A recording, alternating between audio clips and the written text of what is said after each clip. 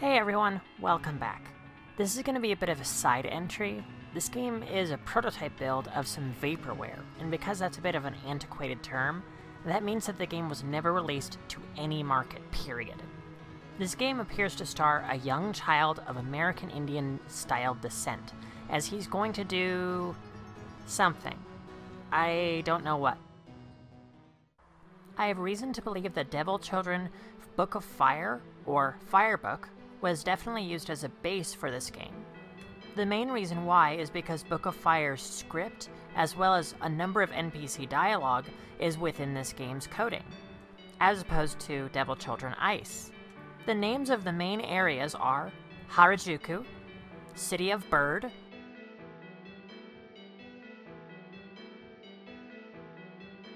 Distortion Table, Smug Desert, Animus Swamp, a tribe settlement of the Kui Plain, Nemesis Hill, Morogus Suitaka, Metropolitan Settlement, Acedia,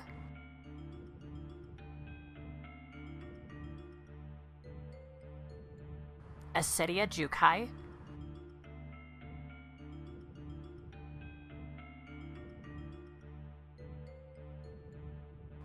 Harajuku Odori, and the eponymous super special Dami. Let's take a look at the files for the sprites of each character and their direct movement sprites.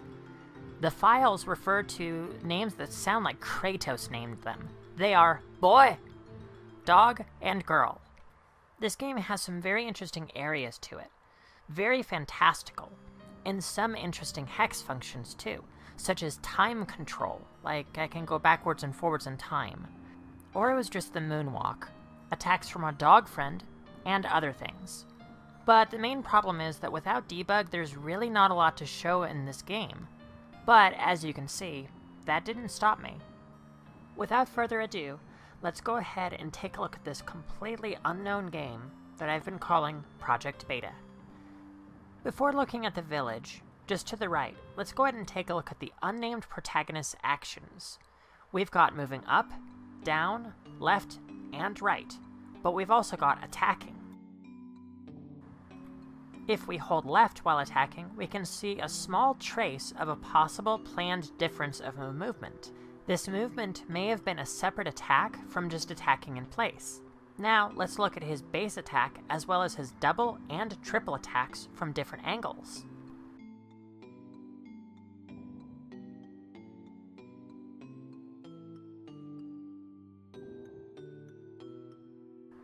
And finally, for movement, we have a small gesture. I'm not sure what it serves to do, but here it is. It may have been a test for when he gets hurt.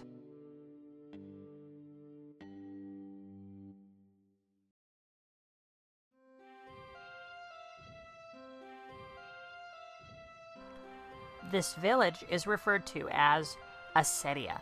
Despite it having no music, I have been interjecting music from Project Alpha into the video for your viewing pleasure.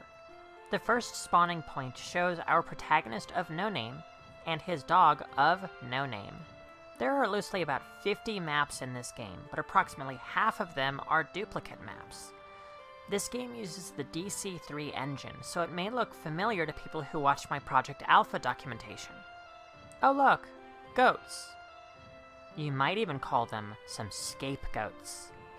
But with that out of the way, this game is basically so early in development that there's no dialogue even. No names, no anything really. But you may be wondering, why are there NPCs if I said that there's no dialogue? Well, the fact is, well, it's better to just show you what happens. Yep, that's right. They get a house dropped on them. Wait, that's not what happens? Well, it may as well be. To be honest, though, naming the village as Acedia is really just supposition. I don't know what they're called for sure, because unlike with most of the other DC3 engine games, this game doesn't have names in the upper right-hand corner when you enter a new area. Now that we've finished the maps and the NPCs and actions, for a prototype game, this has a decent amount of content.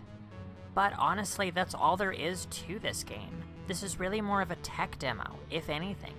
And it's really very unfinished, but it looks neat. I hope you all enjoyed this look into what could have been.